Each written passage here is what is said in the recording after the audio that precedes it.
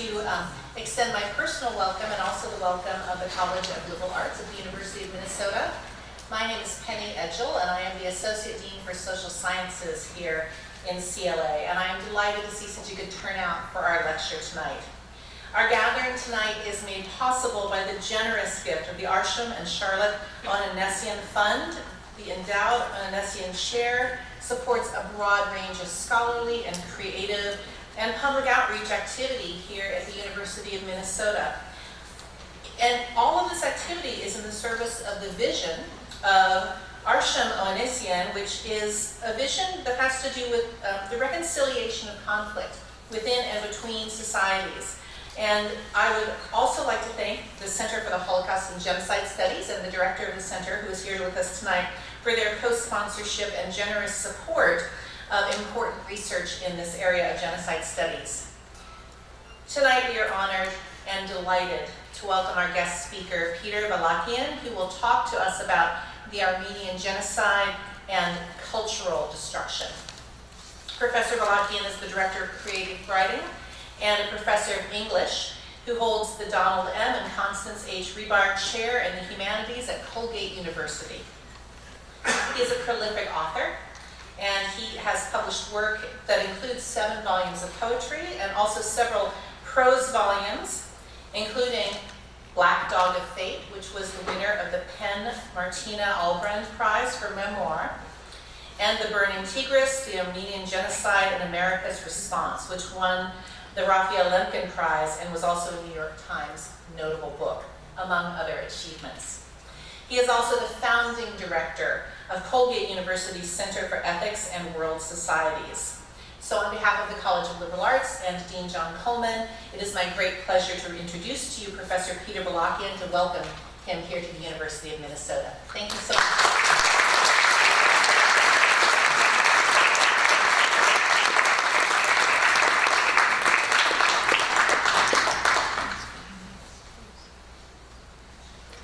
Here. Let me derobe just a bit because I'm going to work hard.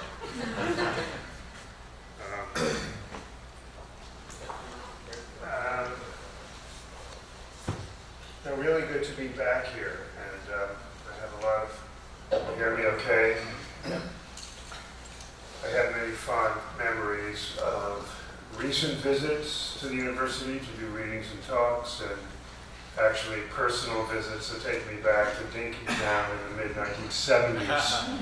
So thinking back on that, that puts it at 40 years. I enjoy coming back here, and I want to thank, before I begin, Professor Anna Forcinito for all she's done as a gracious host and making so many events and I should say details for the event over the past months.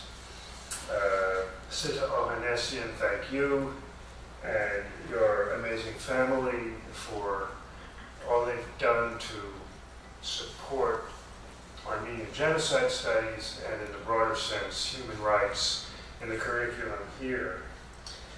Center for Holocaust and Genocide Studies, Dean Edgell, the College of Liberal Arts. I know you're a big part of tonight's lecture, and I'm proud to be back in this forum. I've done this once before, and it's great to see it thriving as it is. And I want to remember my old friend, the late Stephen Feinstein, who was the director of the Holocaust and Genocide Studies Center here for many years until his death. I certainly did a number of events here with Stephen. He was a marvelous scholar, a creative, interdisciplinary imagination, and had one of the greatest instinctive senses of humor of anybody I have ever known. And I miss him, and being back here reminds me of good times with him doing serious work. You know, you have to keep humor when you're doing dark work. You have to enjoy yourself, and you have to have a sense of the comic. More on that later. Okay, now, look, it occurs to me I should probably ask you to turn your cell phones off. Okay, if you haven't. But it also reminds me I'm going to use mine. I'm going to turn the ringer down and use mine as a clock. All right? So that I can do my very best to keep this talk to 45 minutes. And then I look forward to conversation. And I'm grateful to the bookstore for having books out there, so I'm happy to do as much signing of books as you want. Okay, so we'll put on images about a third of the way through. As we all know, if you put an image on now, no one will listen to you speak. So images will come on. So my talk tonight is called Raphael Lemkin, Cultural Destruction and the Armenian Genocide. I want to move through too much material, but I'll do my best to boil it down and be succinct, knowing that much of what I'll be saying tonight, I hope will open up pathways for you to go and, follow where your research interests might take you. I want to first say something about Lemkin's deep interest in the Armenian case as a case of genocide. I then want to say something about Lemkin and cultural destruction as a component of genocide. I want to, too briefly, but there's more in my longer paper on this, too briefly note a few things about what's at stake when we talk about culture. And lastly, I want to take on the Armenian case and look at a few examples of cultural decimation and close with a bit of theoretical reflection on what I call the Armenian lockout predicament. All right, so that's my goal for 45 minutes. And let me start by saying some things about Lemkin. Now,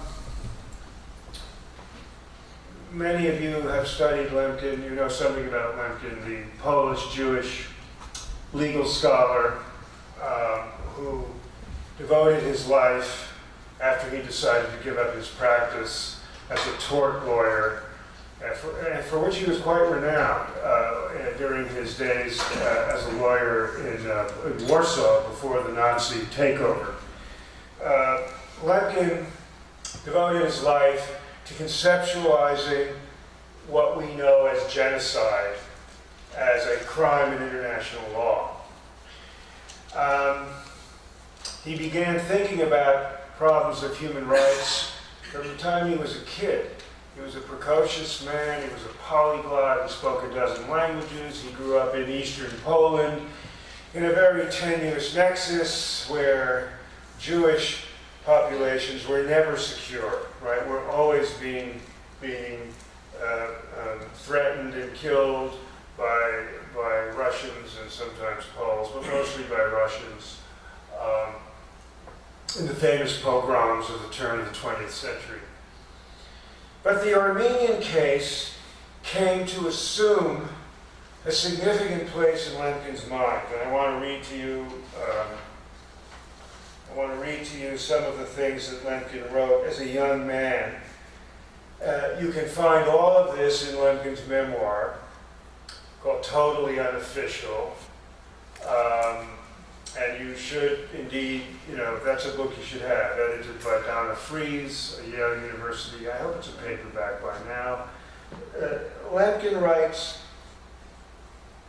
in his own charting of his intellectual and ethical evolution, he writes, in 1915, the Germans occupied the city of Wolowisk, that's his big city, and the entire area. I began to read at this time, to read more history, to study whether national, religious, or racial groups as such were being destroyed.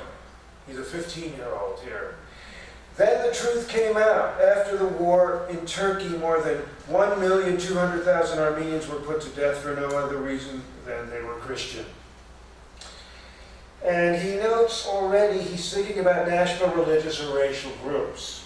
He goes on to write in his memoir, this is chapter 2, after the war, 150 Turkish war criminals were arrested and interned by the British government on the Isle of Malta. The Armenians sent a delegation to the peace conference at Versailles and demanded justice. Then one day I read in the newspaper that all the Turkish war criminals were to be released. I was shocked. A nation that killed and the guilty persons were set free. Why is a man punished when he kills another man? Why is the killing of 1 million a lesser crime than the killing of a single individual? I didn't know all the answers, but I felt that a law against this type of racial or religious murder must be adopted by the world. All right, interesting moment here. I would call this a kind of moral threshold moment for the young Lemkin. He's writing this as a graduate student at the University of Lviv, or Lvov, as you might say, where he is studying law and linguistics, and he begins to redirect his whole life pursuit, again, in the wake of the Armenian massacres, as they were called then. They wouldn't be called Armenian genocide till Lemkin coined the term himself in circa 1943. He begins to argue with his professor about the Armenian case, and the professor says to him, well, look, there's nothing you can do about it. That's national sovereignty. And Lemkin says, sovereignty cannot be conceived as the right to kill millions of innocent people. Which seems like a fundamental notion.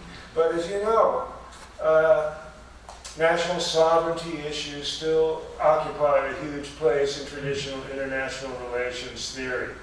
And of course, it's the pushback of human rights discourses over the last century that have done everything they can to begin to reorient that notion of power.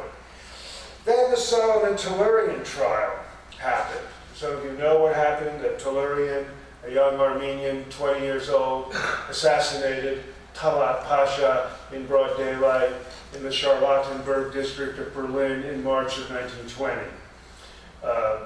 Claiming that his entire family had been killed by the Young Turk government in the Armenian genocide. He goes on trial for killing Talat, and he's acquitted.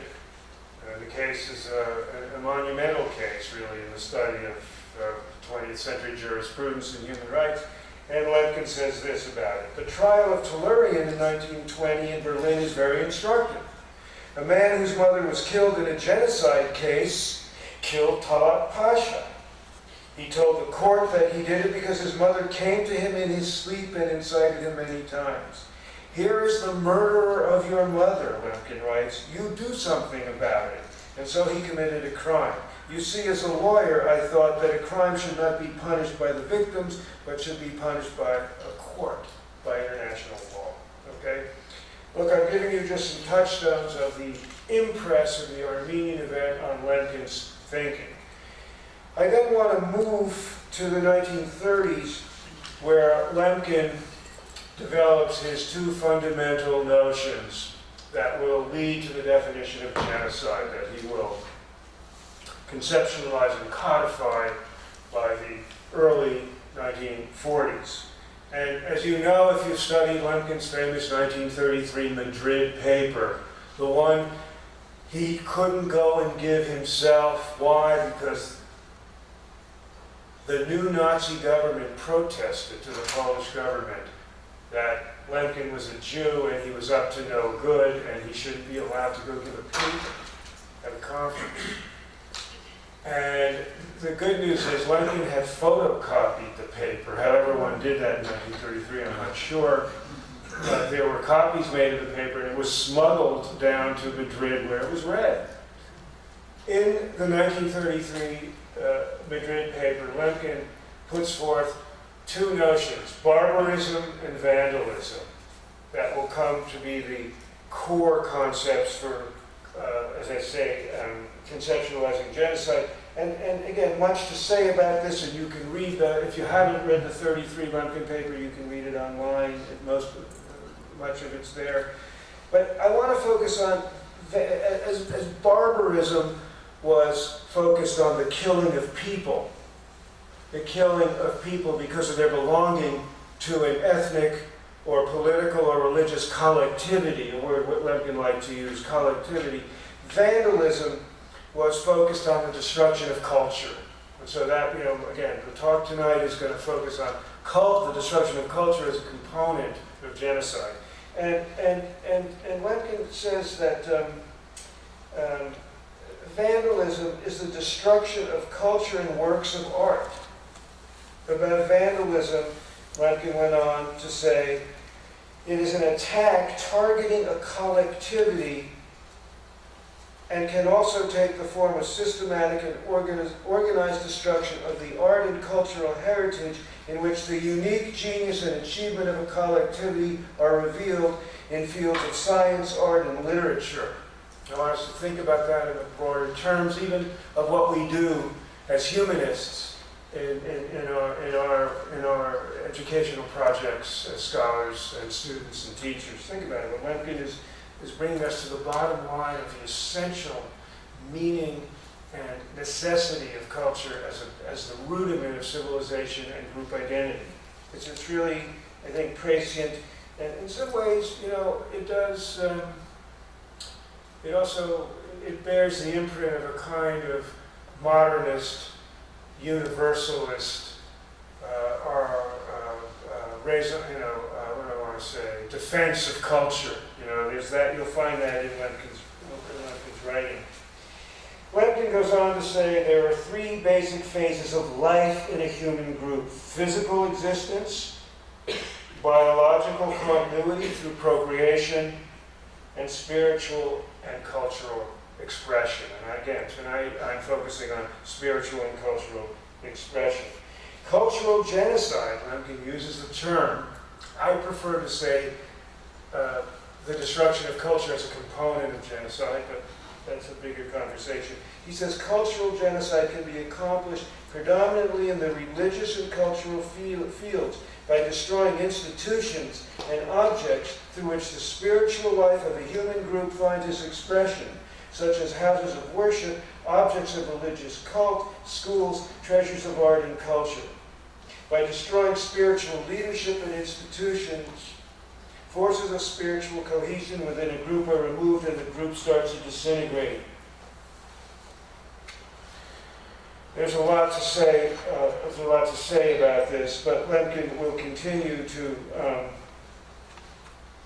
use the idea of vandalism as his rubric for exploring exactly what I've been noting here. And I'll read one more passage from Lemkin that pertains to this. He writes, when a nation is destroyed, it is not the cargo of the vessel that is lost, but a substantial part of humanity with a spiritual heritage in which the whole world partakes. And that's this kind of modernist vision of the kind of sacred role each culture plays in the larger global pie, if you will, okay?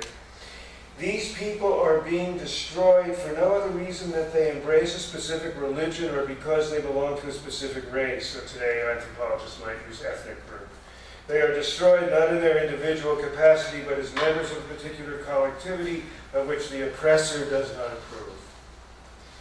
All right, so I sketched this, again too briefly, but to put the Lemkinian context before you. I want to move to again. I'm not here to give a lecture tonight on the context or modalities of the Turkish extermination of the Armenian Christians of the Ottoman Empire, or the Greek and Assyrian Christians of the Ottoman Empire tonight. But I do want to note that Lemkin was key to noting the extermination of the Armenians as a seminal case in the 20th century. I've gone on to argue that the Armenian case is the first case of genocide practiced in a modern modality, which is to distinguish it from pre-modern and the many, many pre-modern cases of genocide, which emerge out of colonial contexts and war conquest contexts. And that in the Armenian case, we see the Ottoman government in 1915 using its military, its government bureaucracy, its most advanced technology and communications, and a nationalist ideology, pan-Turkism, for the purpose of segregating and targeting a particular ethnic group for eradication and removal in a concentrated period of time. I mean, if you've studied this history, you know that really by the end of 1915, about 1 million Armenians were gone, were dead. And by the end of the summer of 1916, about 1,200,000 Armenians had perished. And Lemkin uses the 1.2 million figure, and numbers are always not exactly firm in cases of mass atrocities, so there's always a range. But it's interesting that Lemkin fastened on the Armenian case as he did. Now, let me come, again, I feel badly that I have to be too brief here, but let me come to reflect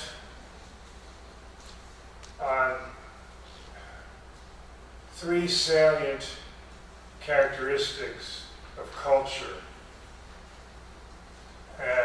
to suggest something about why the destruction of culture is so disastrous to any culture group, any ethnic group, any collectivity, why the destruction of culture is the bottom line for the glue of civilization, if you will.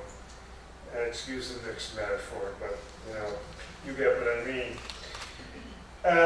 Here's Lemkin, for example. I like what Simone Weil, the French philosopher of mid-century, wrote when she talked about how mass killing and genocide destroy the victim group's social and psychological and intellectual identity in what she called the moral, intellectual, and spiritual life by which an individual is rooted in a community, and I would argue by extension, in which the community is situated in history. Here's what Lemkin wrote. In terms of the larger issues involved, the losses in culture through the genocide of the Armenian people in Turkey were staggering. The Armenians, as the intellectual core of Turkey, were in possession of valuable personal libraries, archives, and historical manuscripts. Churches, convents, and monuments of artistic and historical value were destroyed. That's Lemkin writing circa 1950. Okay, so it gives you a sense of his own acute awareness of the destruction of Armenian culture, even in the broader context of Ottoman society. Now, I want to point to, and again I'm saying way too briefly, to 3 concepts of culture. One from the great anthropologist Clifford Geertz, who has asserted that culture always involves the creation of a system of symbols, the making of webs and structures of signification, and a particular kind of social action that emanates from them. He argues that these are essential to the making of knowledge, which affords humans both individual and cultural identity. For Geertz, culture is grounded in the corresponding structures of social action, aesthetic forms of imagination, intellectual discourse, artifacts, and edifices.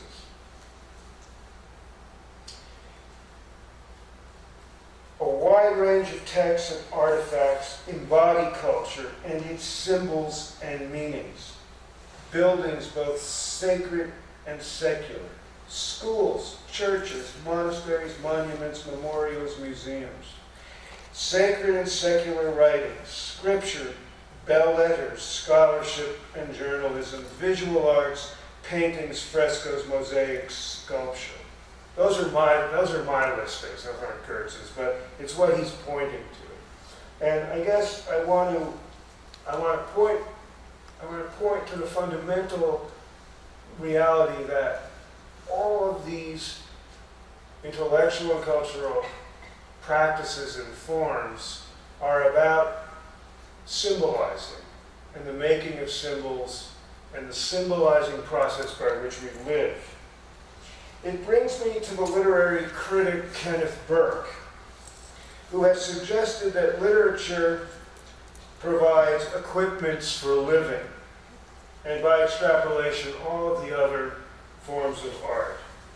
They give us strategies for socializing losses, for warding off the evil eye, for purification, propitiation, desanctification, consolation and vengeance, admonition and exhortation, implicit commands or instructions. This is from the great literary critic of the 1930s and 40s, American critic Kenneth Burke. There's a lot more to say about this, but I want to leave you, if we can think of Geertz's webs of signification and symbol making, Burke's notion of equipment for living, and then I'd like to point to the eminent psychiatrist and historian Robert J. Lifton, who has noted what I was just beginning to note, that the symbolizing process defines an essential dimension of human behavior and psychological development.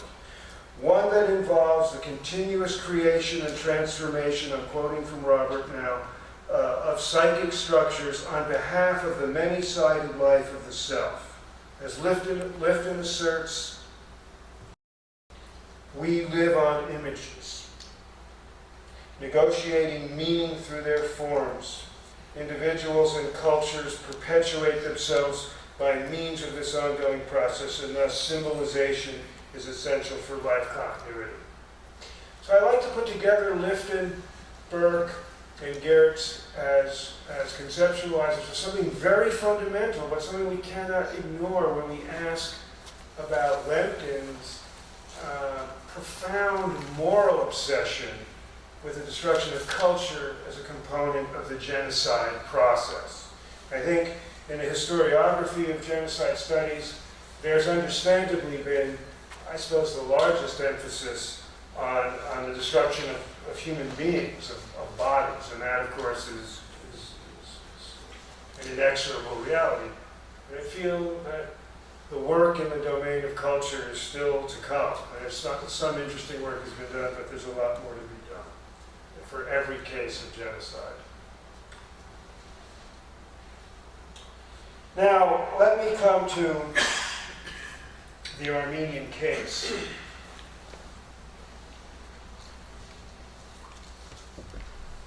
And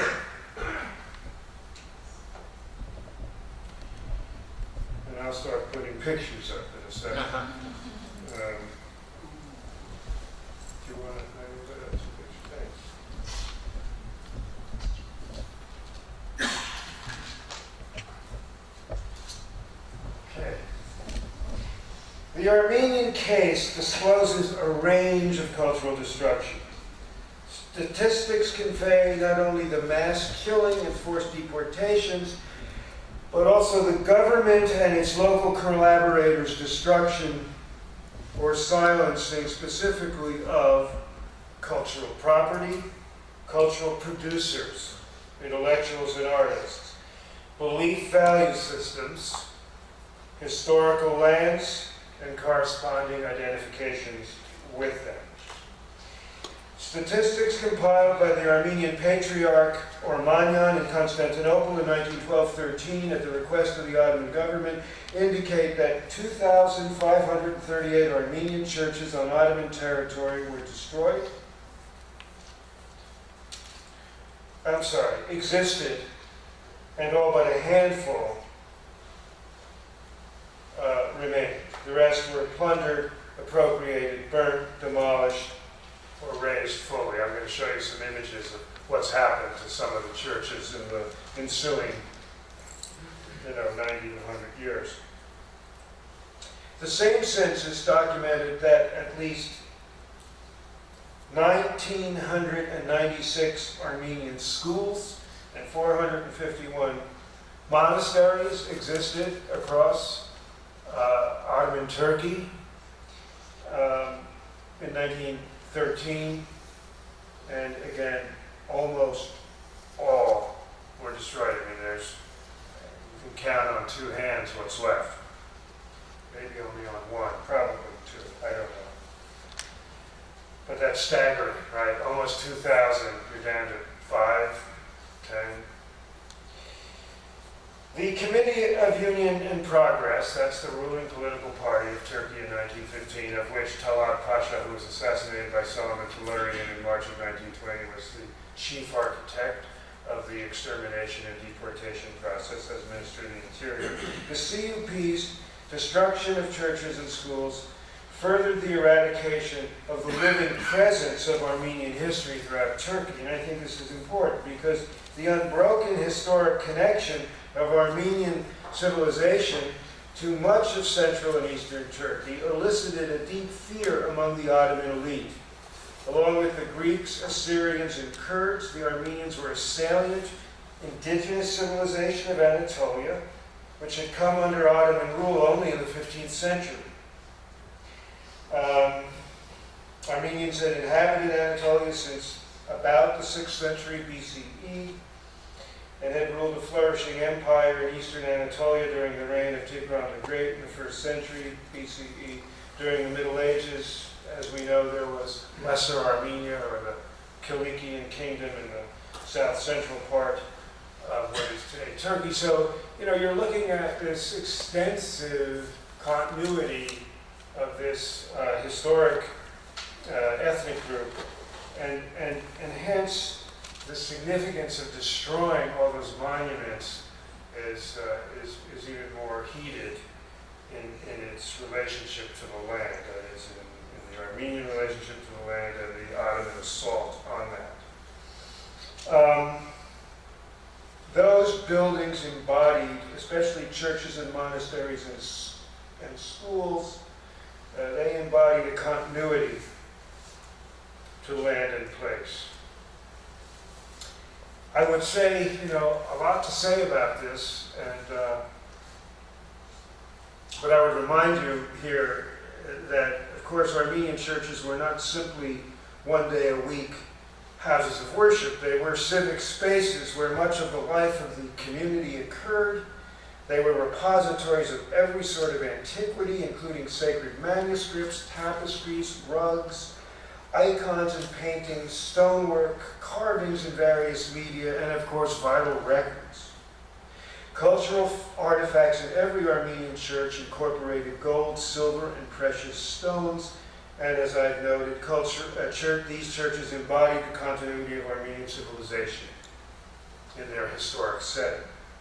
And Lemkin understood this well, and he understood why the destruction of such cultural spaces was central to the eradication of an ethnic group or a collectivity. And he stressed this in particular when it came to houses of worship. And he wrote, the destruction of culture, I lost the quote here. Okay, here it is. The mass destruction of the synagogues by Hitler in 1939, in advance of the extermination action of 1942, and the mass destruction of the Christian Armenian churches by Turks prior to the extermination of 1 million Armenians were not mere prologues to genocide, but full manifestations of it. I mean, he's right on. I mean, you can see the precision with which he works between the Jewish case and the Armenian case. There were the two working modalities for him. He died in 1959 at a young age in Manhattan, penniless, continuing his crusade for genocide convention. There's a lot more to say about that. In other words, he did not live to see Cambodia, Rwanda, the Balkans, or forth. But the Armenian case and the Jewish case are front and center. Now, okay, we'll come back and look at some churches shortly. Let's see what we've got. put up the profile of the great Armenian poet Adam Yarjanyan, or whose pen name was Siamanto. Secondly, the CUP understood that in order to exterminate the Armenian population of Turkey, there was a logic in eliminating the intellectual and cultural leadership first, because this way, of course, you silence the culture's public voice, you pull its tongue out, you cut its head off. And so, as many of us in this room know, and the reason why Armenians worldwide commemorate the Armenian genocide on April 24 is because on that night in Constantinople, about 250 cultural leaders were arrested by the Ottoman state, directed by the Constantinople police division with the local gendarmerie. These were writers, journalists, clergy, teachers, and philanthropic business people as well. Poets, playwrights, novelists were all part of this. The memoir Armenian Golgotha by Krikoris Balakian gives a very vivid depiction of the arrests on the night of April 24. I urge you to have the book if you don't. I don't think it's out there tonight, I'm sorry to say, on the table, but easy to get. It's in paperback now. But in his depiction, he notes that the gendarmes and the police administrators all had what were called blacklists of the Armenian cultural leaders and intellectuals. So important were they to be eliminated in this project of destroying culture. And here's what Lemkin had to say about it. He's on top of this. Quote from Lemkin: "The first ominous signs came in the deportations from Constantinople of 270 Armenians, intellectuals, writers, artists, editors, and teachers, into the interior of Turkey, where most of them were immediately massacred in order to deprive the Armenians in other parts of Turkey of their leadership as well. The Armenian intellectuals were arrested at the same time. And with one blow, the brain of a people was damaged."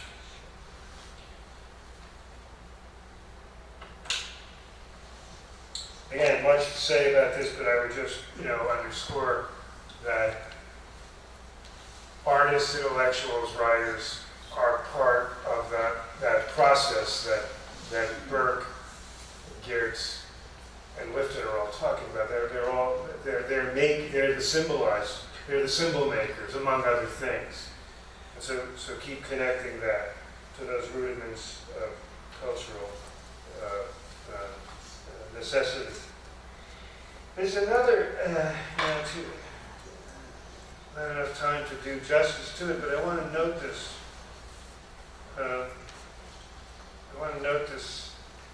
That in the focus, in the perpetrator's focus on the targeted culture system, or system of beliefs and values, the assault on symbols is dynamically important. And one thing you will find in reading Armenian genocide survivor testimonies and also in bystander testimonies, you will find continuously discussions, representations about the desecration of the cross, right? And the cross, for any Christian ethnic group is the fundamental symbol. It's hard to find a more fundamental symbol of the belief value system, of the cosmological ordering system, and of the cohesive identity system than that. And I know a number of other cases in which men and women are killed with crosses, And I want to note, I won't read, I don't have time to read those texts here tonight, but I do want to note Aurora Martiganyan's famous memoir, Ravished Armenia. There's a story of a teenage girl who's put on a deportation death march and survives. And the primary, how many people have read the memoir here? A few of you? Again, you haven't, I hate to say a treatment store because it's gruesome, but again, it's knowledge, and knowledge is what we want. Dark knowledge, and as Yeats said, enriches the blood. It's a depiction of endless sexual violence, rape, mutilation, murder, and abduction. And when she arrives in the U.S., her story is pounced upon by the Protestant missionaries, and they translate her oral rendition into this book, which is quite a sensational book in 1919 when it was published. And a silent film was made. It may be the first silent film about international human rights. I don't know what that means, but it's worth thinking about. And at a certain point, the director, who's making the film in L.A., it's being made in the Santa Monica Barren Hilllands,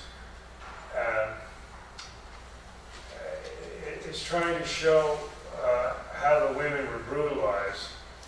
And here's what Aurora Arshalois Mardikian was her real name. She became Aurora Mardikian.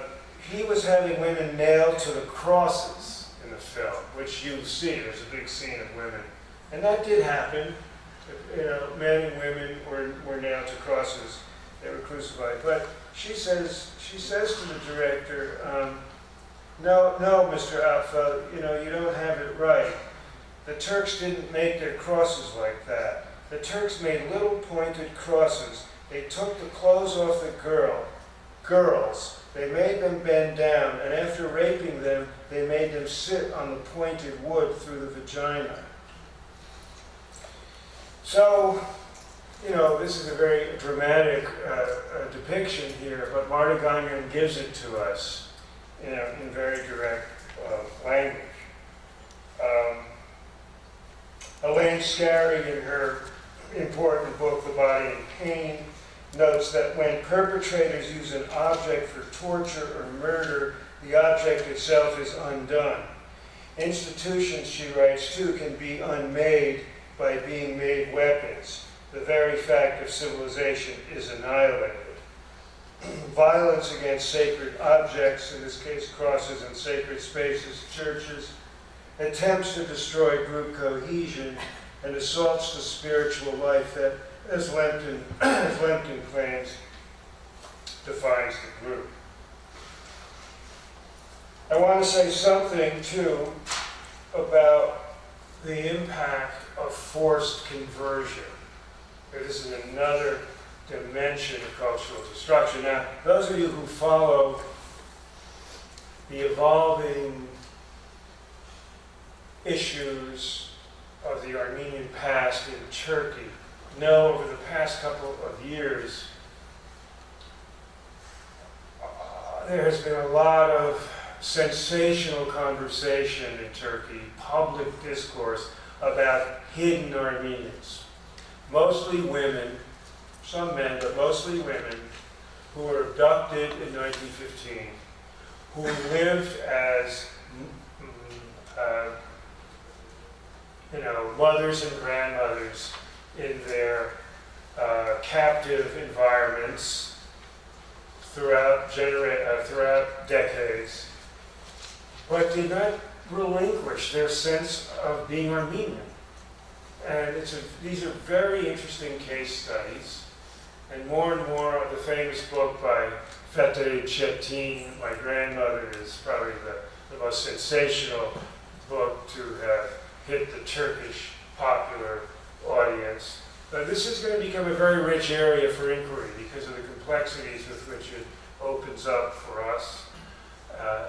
who are seeking to understand trauma, survival, consciousness, cultural identity, and so forth.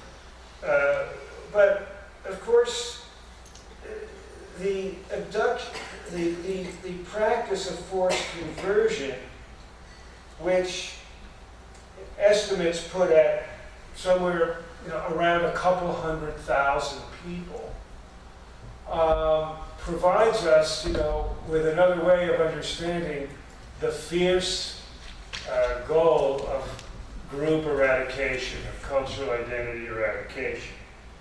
And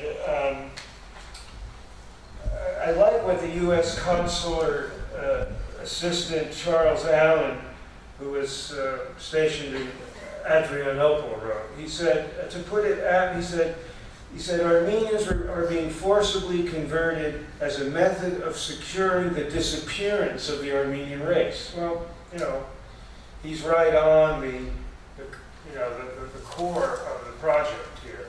So the disappearance through forced conversion is also bound up in the issue of annihilating a core belief value system, in this case, Christian, of the targeted group.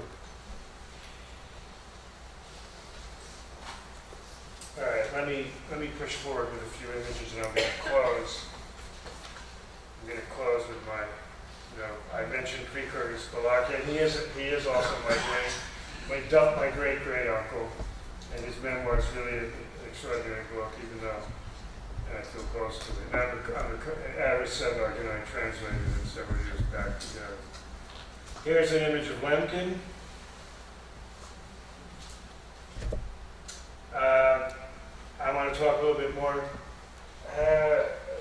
Again, were this a seminar, I would pause and do a little reflection on the restoration of Akhtamar with the reconstruction of St. Georgos, Akhtamar on the island in Van, and St. Georgos in Diyarbakir. But if that comes up in our Q&A, that's fine. But I do want to push toward the end here. But I think this image of the Atazim monastery from the 10th century in Tomarza, it's one of the, an example of the vitality of the very notions that Lemkin and Geertz and others are talking about, and then post-genocide. And that's from the great photographer Hawk Kacharian, who's done amazing work, as some of you may know if you have any of his books. So again, where this is a seminar, we can do a lot studying. You see the church in the center of Hartberg with the dome. Well, I was there last May. Just kind of some rubble around a tree left. And I spent about an hour there, just bewildered at the absence. There you go. It's not even, I'm telling you, that's 2000. I was there 10 months ago, and it's much less. So I want to theorize a little bit about my sense of absence in a second. I have a lot to say about Ani. I've spent two times at Ani in the last 18 months, and once I spent a week doing research. Many of you know that Ani is the capital of the Bagratid Kingdom of medieval Armenia, flourishing as a major city on the Silk Road of the 10th through 12th centuries, in particular, a jewel of Armenian historical culture,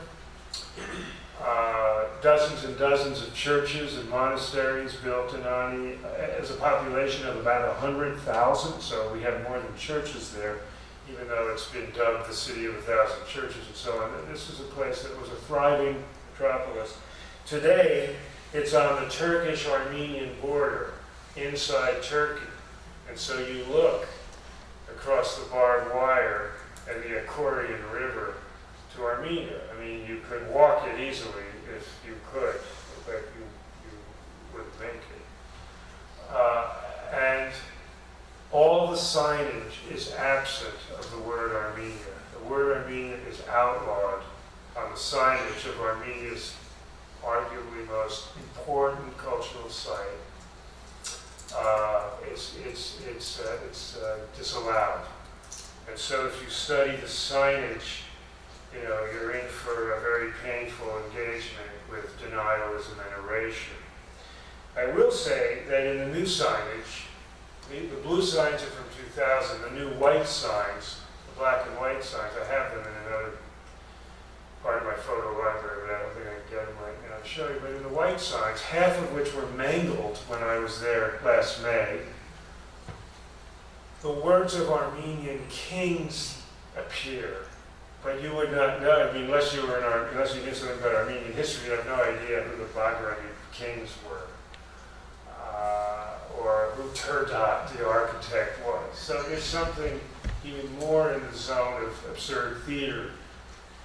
There's a lot to say about this. There's a lot to say about Ani. I'm working on another collaborative translation about Ani now. But I'll show you, this was, some of you may remember the famous fashion shoot that Turkish Elle magazine did. These are the ruins of some of the great Armenian medieval churches. So if you want to put these models, these fashion models, in the context of the Armenian genocide and the remains of Ani and the aftermath of 100 years of Turkish government denialism, you have a lot of interesting semiotic exploration to do. Again, these are really, I use some of these in the classroom for an hour of conversation.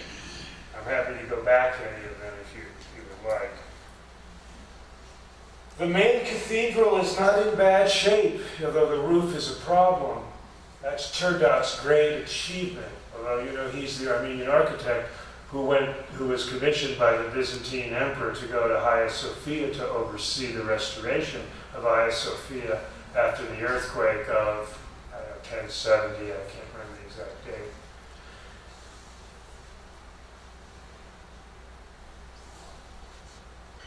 The Ohanessian Church. How many of you been to Ani? A couple of us? Two? I wish we could all just go tomorrow for a week. That some of the frescoes still exist inside Ani this is the Ohanessian Church. Looks right down at the Armenian, it wasn't the Armenian border then, it was Armenia, down at the Akorian River out to the Armenian grasslands on the other side. More to do with St. Girigos. St. Girigos has been rebuilt, and as you may know, 2 weeks ago it was officially expropriated by the Turkish government away from the Armenian Patriarchate and the Kurdish municipality. Again, I'm happy to reflect on that because I spent a day there last May. Here it is today, and it's a stunning space. But right now,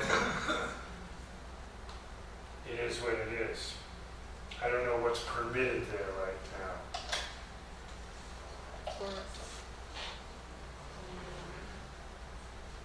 Church at Mren. The condition of, these are the better remaining monuments, to use Yeats's phrase you might remember from sailing to Byzantium, monuments of magnificence. These are just a few of, 2,500? Extraordinary, most of them, really extraordinary pieces of work. Here's the church at Kayseri. The Armenian church at Kayseri is now a judo center, a martial arts center. So I'm going to show you now some of the legacy aftermath issues. At Eintop, the church is a restaurant. I hope the Lamajun is good, because they are the capital of Lamajun making. Oh boy, this is a Hawk-Charian church. It's a stable for sheep and goats. again, almost dreamlike, isn't it? It's kind of magical. All right, let me, I'm stuck here right now. What do? Let me finish. I'll leave that there, so that way you can't be so much of an image. You'll listen to me. I promise I'll close here with a reflection, and then we can have conversation. Trying to compress this, but Lawrence Langer, the Holocaust scholar, has suggested that humiliation and silence are often the emanations of survivor grief and loss, and are primary traumatic responses to genocide. Humiliation and silence are also part of the legacy inherited by the survivors who face the silence of an eroding graveyard of their culture's monuments. Elaine Scarry has argued that torture during atrocities enacts an uncreating of the created contents of consciousness and, quote, the undoing of civilization. She calls this dehumanizing process the unmaking of the made, the destruction of civilization. I want to extrapolate by arguing that these notions of unmaking and undoing must underlie our understanding of the ruining of a culture, bringing us back to Lemkin's identification of cultural destruction as a feature of genocide. The legacy of cultural destruction in any genocide plays out in complex ways. In the Armenian case, the genocidal aftermath is inseparable from the predicament of both exile and exclusion from the historical past and its remains. Most Armenian buildings, both sacred and secular, have been appropriated, demolished, or left to erode. The landscape of Turkey is littered with hundreds or more of them, but their remains are like fragments of sculpture, powerful and haunting in their partial disclosures and their evocations of what once existed. The Turkish government's approach to the material culture of the Armenian past has been willful neglect and deliberate removal. Because of the official policy of denial of the genocide, with its corresponding unwillingness to apologize, restitute, or demonstrate respect for the destroyed and lost culture, most of historic Armenia has been walled off to Armenians, both inside and outside of Turkey. This has been exacerbated by the government's policy of disallowing minority rights. The treatment of the Kurds is the most dramatic instance of this, from the time of the birth of the Turkish Republic to the present. Now that can be tweaked a little in the last few years, but there's more to say about that. What does it mean to be locked out? The ruins of Armenia are scattered throughout an inhospitable land where their presence is ignored, covered up, actively defiled. Ruined churches, khachkars, monasteries, and cemeteries remain unmarked, even misidentified. Many are situated in the zones of fighting between Kurds and the Turkish government in the east. Others are in remote places difficult to reach, where local populations and local police are often unfriendly to tourists seeking Armenian ruins. The idea of visiting Turkey's eastern provinces is fraught with complexity for most Armenians. Aside from the language barrier and sheer remoteness, there is also the fear of violence, in part because of the trauma of the past, but also because the small remaining Armenian population still faces deep infrastructural oppression, socialized bigotry, and at times physical assault. The negative stereotyping of Armenians in Turkey today, not only is the word gavur or infidel still used to curse Armenians, but the word Armenian itself is used to denigrate others. And this maintains a potentially hostile atmosphere, especially in the distant provinces where property owners may know that some of their wealth may have been stolen from Armenians generations ago, even if their own ancestors were not directly involved. I have a lot to say about Ani here. I'm going to skip it for now. Let me finish here. Looking on from Armenia today, one sees another aspect of the lockout predicament. Not simply an absence, but an absence made palpably present in the ruins of ongoing erosion, in the government's political falsification, and the place's haunting presence against the border. In the age of the internet, Google satellite views, and instant image news, Armenians, as members of other diasporan cultures, can watch as their monuments and culture disappear. A 2011 fashion shoot in Ani by Turkey's Elle magazine brought virtual reality, capitalism, commodification, and cultural property into a kind of semiotic performance in which Turkish models posed alluringly in front of the ruins of ancient Armenian churches. Armenians around the world expressed shock, anger, or irreverent stoicism, but of course they were powerless to effect change. Whether an Armenian looks from across the border in Armenia, elsewhere in the Middle East, Europe, the Americas, Russia, Australia, or anywhere else, the ruins of Armenian culture inside present-day Turkey are captive sites to which Armenians have no organic or even accessible relationship. The reality of distance from the ruins that continue to erode and disappear generates another living dimension, the displacement from historic land and from material culture on that land, and creates a sense of exile and longing for a past that is a wound in the community's sense of what Lemkin called social and spiritual cohesion. Not only does the exilic gap, as Hamid Nafisi notes, never close, but in the Armenian case, the sense of loss grows with a strange dialectic of witnessing continual ruin.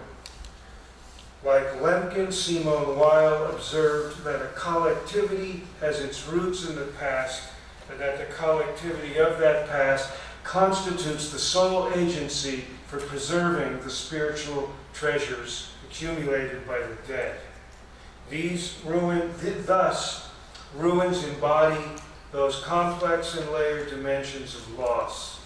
Inside Turkey, Armenian ruins represent a forbidden past, an irreclaimable history, a ruptured process of mourning, and all inseparable from this paradox of an embodied absence. So let me close there. And I didn't make my goal of 40 minutes, but I did do a slideshow along the way. And let me open the floor for Q&A.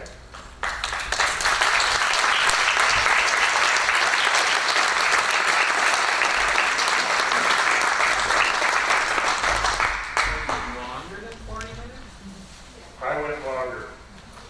And if you didn't think I did, then I'm glad. Thank you. No, thank you. So, a lot to chew on, and I realize probably too much in a short slot, but You said at the beginning. Hello. You have to turn it on. You have to switch.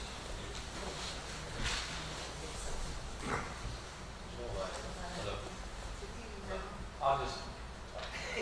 Hello. yeah. You said at the beginning there was a distinction between modern genocide and the colonial genocide or destruction.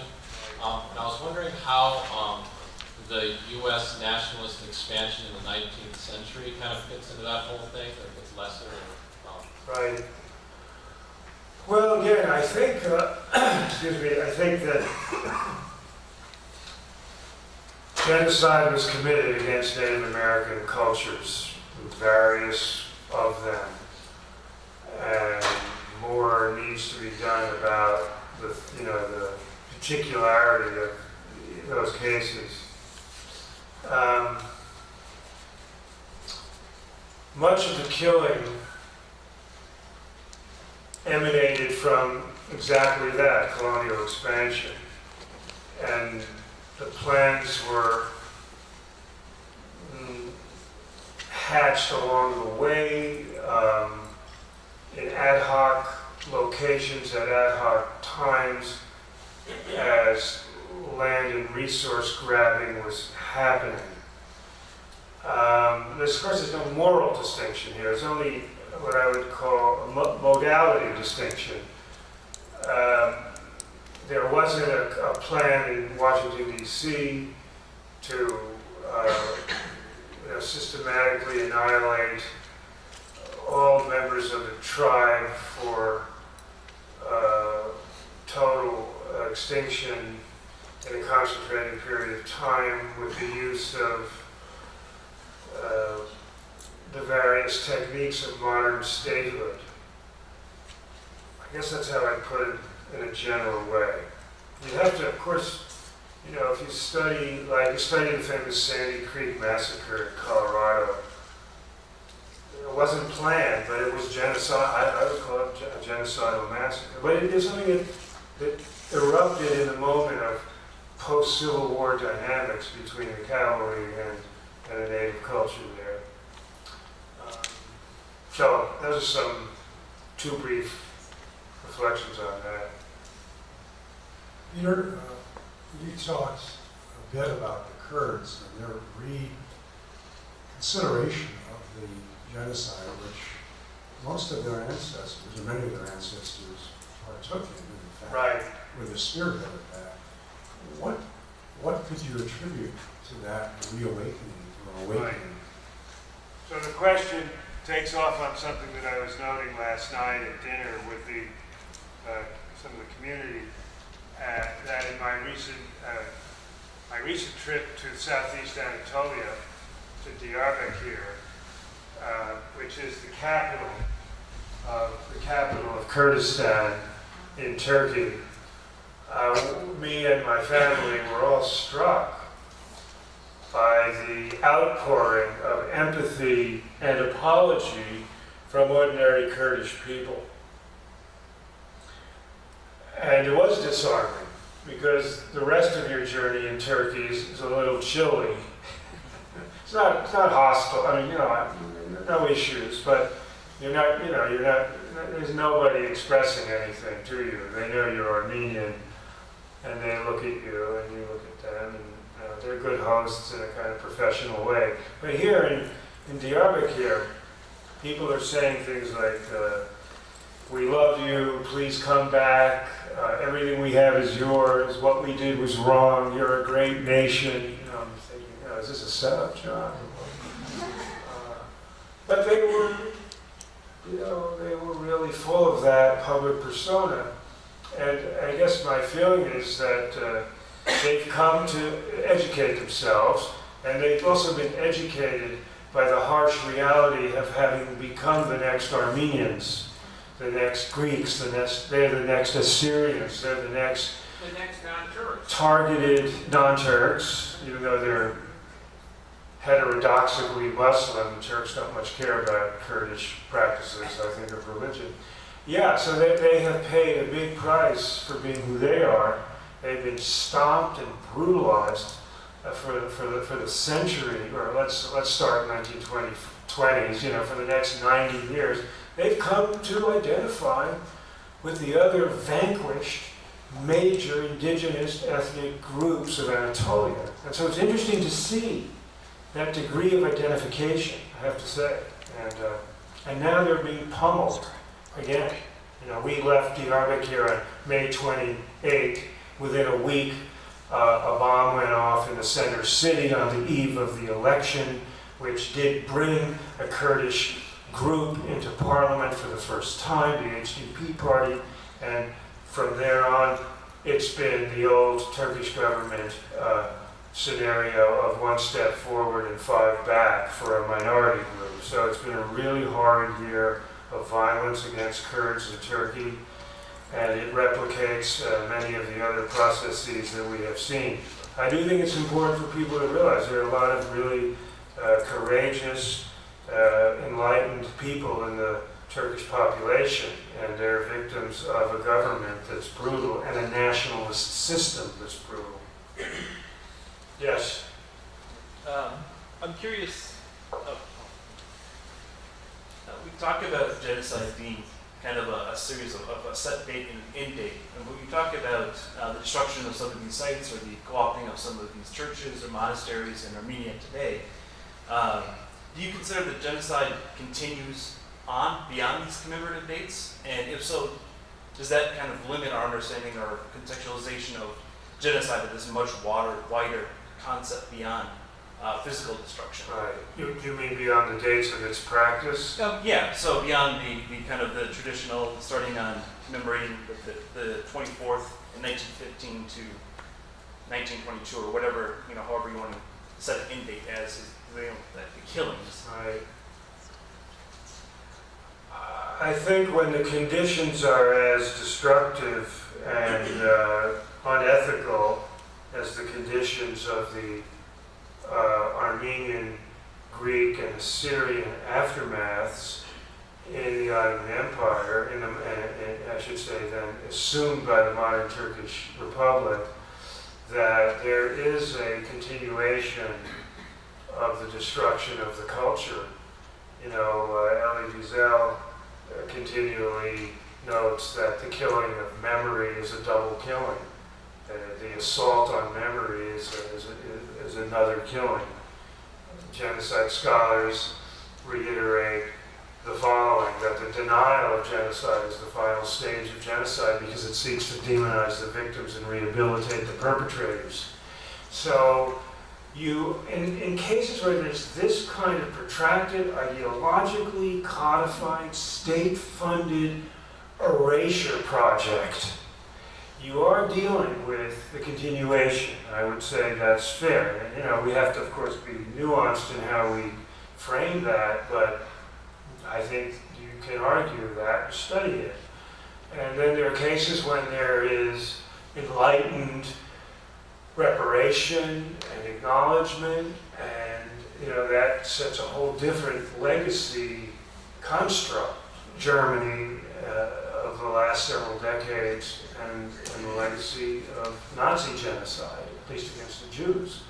So, but yeah, I think we're dealing with some really, really violent stuff when we're talking about the kind of erasures and assaults that the Turkish, it's a whole other lecture, which would be a lecture on Turkish state denialism. But yes, and many of you know something about Turkish state denialism. Luann, yeah. Thank you very much. Just a comment and a question. Speaking of the expansion of genocide and cultural genocide, and how does, when we introduce cultural genocide or reintroduce Lemkin's conception of cultural genocide, how does that change how we think of genocide? There's a great discussion about this in Taner Akçam's book, The Young Turks' Crime Against Humanity, which you may have read. But I wonder, Peter, if on the subject of killing memory, you might say a few words about the destruction by the so-called Islamic State of the Armenian monument at Deir Zor. Right. I think that's very much in line with what you're talking about here. Sure, yeah. Well, you're right. Just to note your first point, Glenn, that when we start engaging the issue of the destruction of culture, we find genocide a much more pervasive human enterprise. And I think we should find it a more pervasive human enterprise, and I think Lemkin was right on in his focus on this. He was disappointed that at the brokering of politics at the 1948 UN Genocide Convention, he had to give up stuff. Otherwise he wasn't going to get anything. And he had to give up his deep convictions about the importance of noting culture in any of the articles of the convention. It's not really there because he lost on that, but it's very much alive in anybody's, that's a longer conversation. The issues of cultural destruction are codified in both Hague and Geneva conventions. Right? So we have And these are legally enforceable if there's political will to do it. Hague Conventions in the 1950s and 70s both deal with responsibility for cultural destruction. So this actually has grounding. It's just going to take will and interest and focus if you want to, if you want to pursue it for accountability. Now, Elaine, your other, I have a lot to say about it because I visited the Syrian desert twice in the 2000s, once in 2005 and once in 2009. The first time it was part of the State Department lecture tour, and the Armenian Church took me to Deir Zor City and the Deir Zor Chapel in the desert, Margadeh, the chapel at Margadeh. The second time, I went with the 60 Minutes crew, and we did a segment, and it's up on YouTube if you want to see it, called The Battle Over History, with the late, great Bob Simon heading the team. And spent a lot of time at the Deir Zor Church, which is in the city of Deir Zor. Anybody who's been there? You have to understand that Deir Zor is a pretty big city, 300,000. It's a market city, and the Armenian Church is a really important, monument, because the basement of it, it's an amazing museum. It's an amazing museum to genocide memory. So you have this church there. Then you drive another 2 hours into the real core of the Deir Zor Desert. Remember that the estimate is that 400 to 450,000 Armenians perished in Deir Zor. It's the first Auschwitz, if you will. There's a chapel, quite austere and elegant and beautiful. Okay, so Luann's noting that ISIS destroyed both of these monuments. And, in a community, personal way, it's really hard to get your head around it, that these sacred places for the Armenian world, and we're just a small part of a much bigger world of destruction in Syria and Iraq right now. But in the Armenian zone, that's again an assault on memory and on culture that's devastating. And those the vandalism of ISIS is another. Again, becoming a case study, a la Lemkin's interest in cultural destruction, because clearly part of the ISIS project is a real focus on cultural monuments. We were also in Palmyra. I have to say, if you did Palmyra, again, it's hard to imagine. These are the biggest Roman ruins in the world, and you're walking around and feeling like you're on another planet. It's so spectacular. And that, it's not, I see that the Assad forces have taken back Palmyra and that there is some destruction, but not all. But again, the ISIS case study would be an interesting study in cultural destruction. The assault on ethnic groups is so totalistic, it's a little harder for me to taxonomize it. I'm kind of, I haven't fully gotten my head around their project in terms of. Just a simple But, question. An average Armenian, yes. one visit to Turkey, are they insulted? An average. So the question is are Armenians who visit Turkey insulted or treated badly? And the answer is no. I think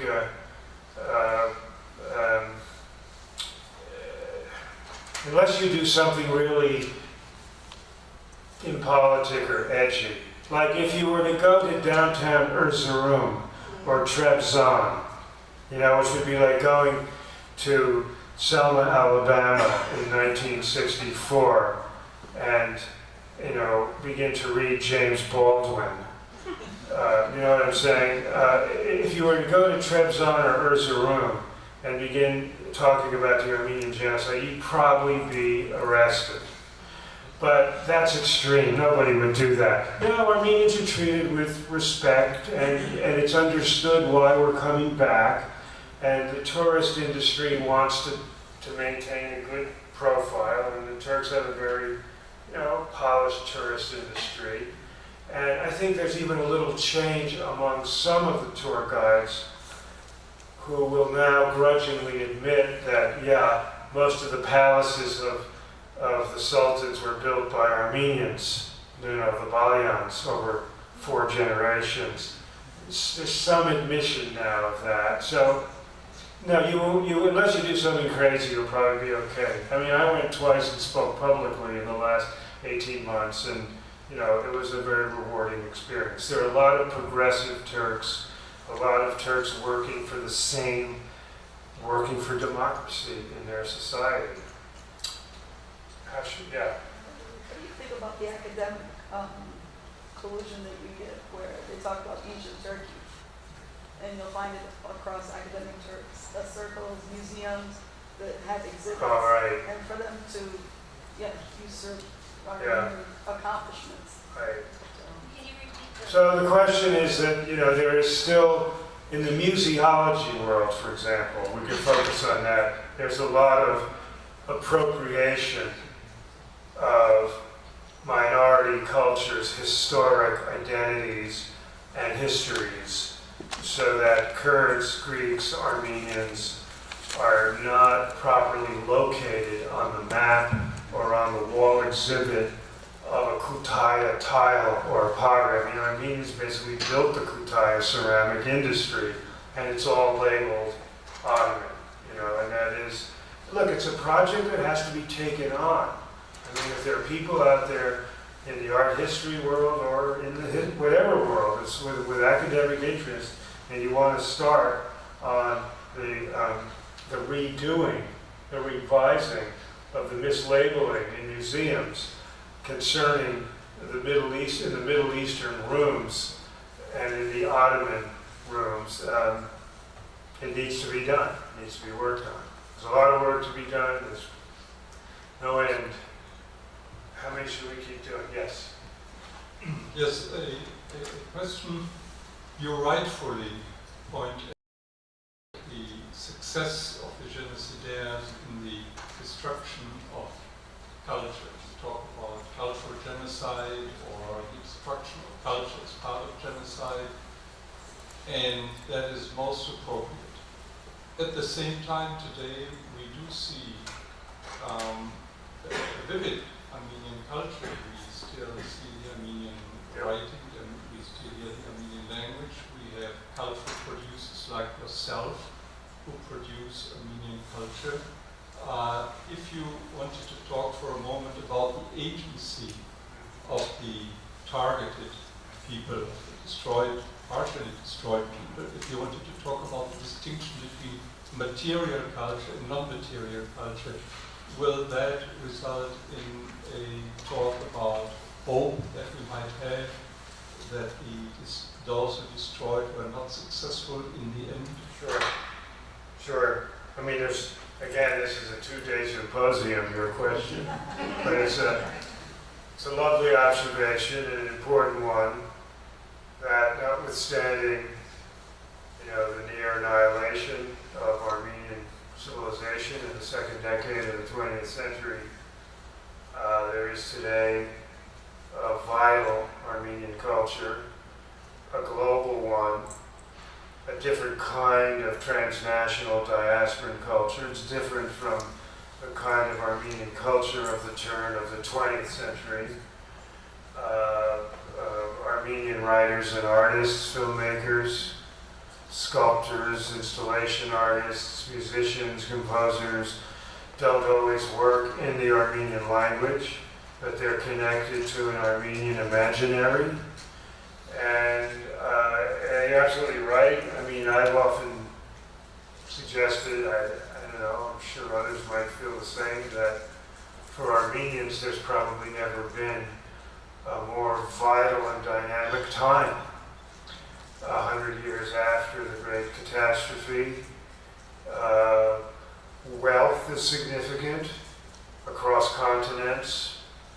I think more of that wealth needs to be used for cultural production. I've said this over and over again.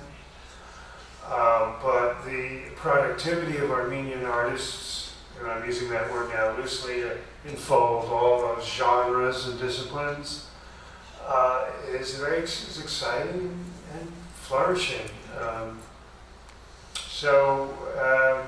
The survivor's story has a lot of powerful embodiments in it, right? The Armenian survivor story is a very powerful story, and it is one of real affirmation and vitality.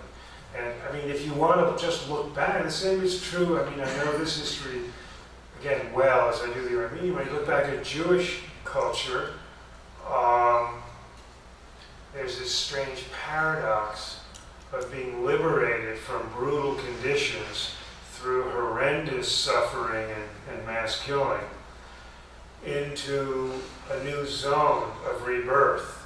There's some strange paradox in it, and it simply is, it is. You know, what one does with all that is, you know, ethically, philosophically is another, theologically is another question.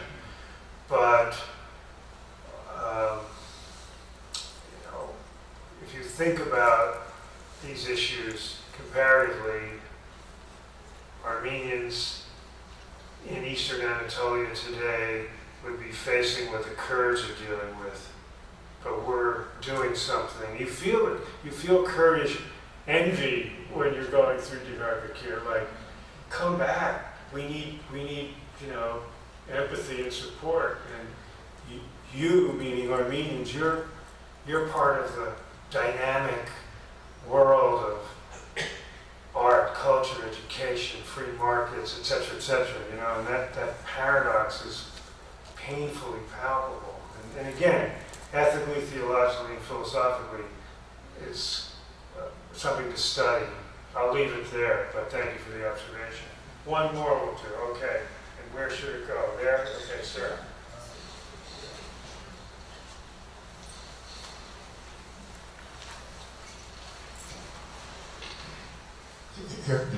Yes.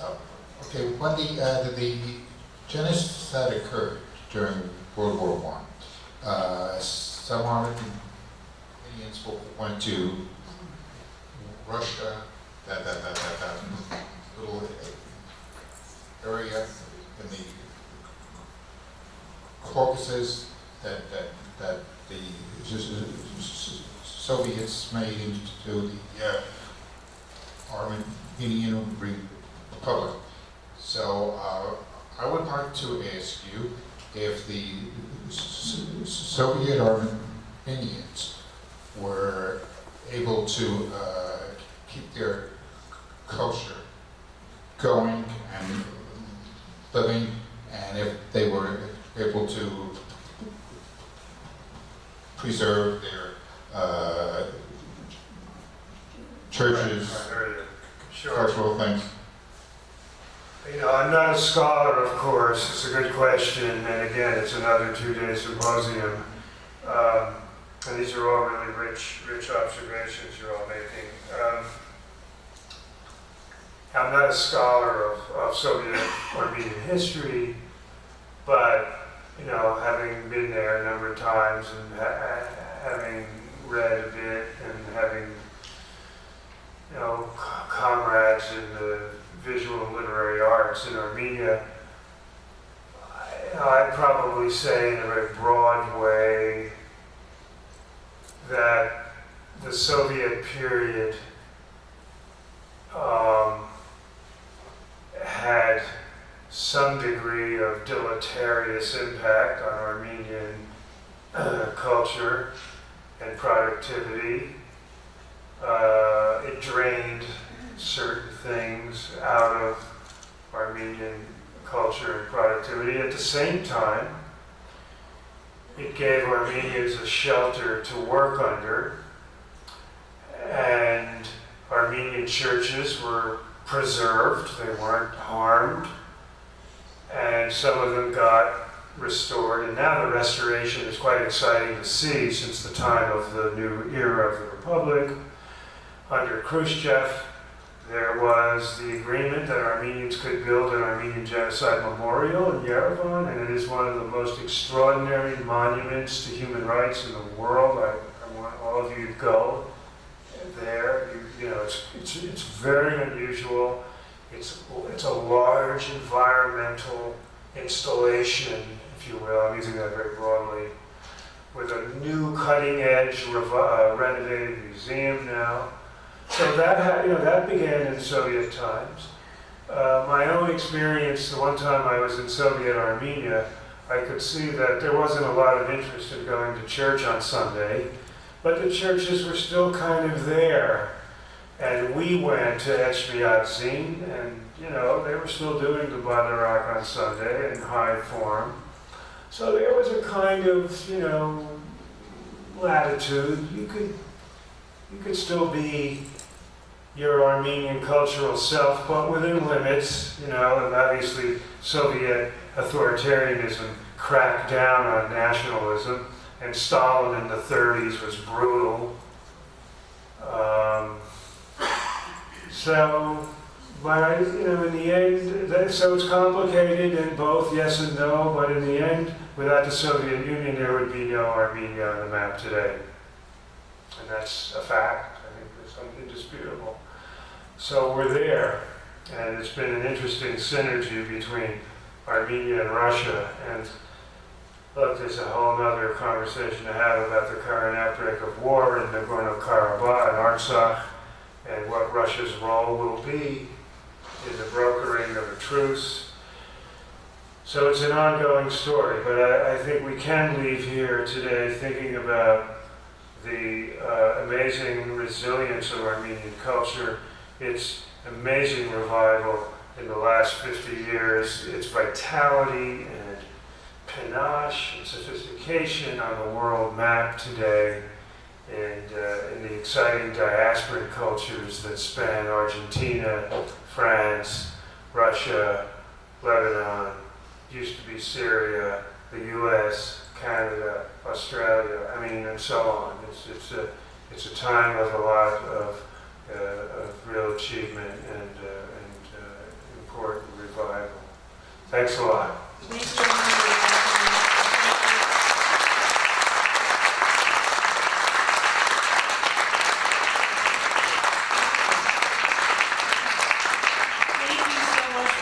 What turned out to be an 8-day seminar by night. There are refreshments next door. I'll come back anytime. Please join us next door for some refreshments.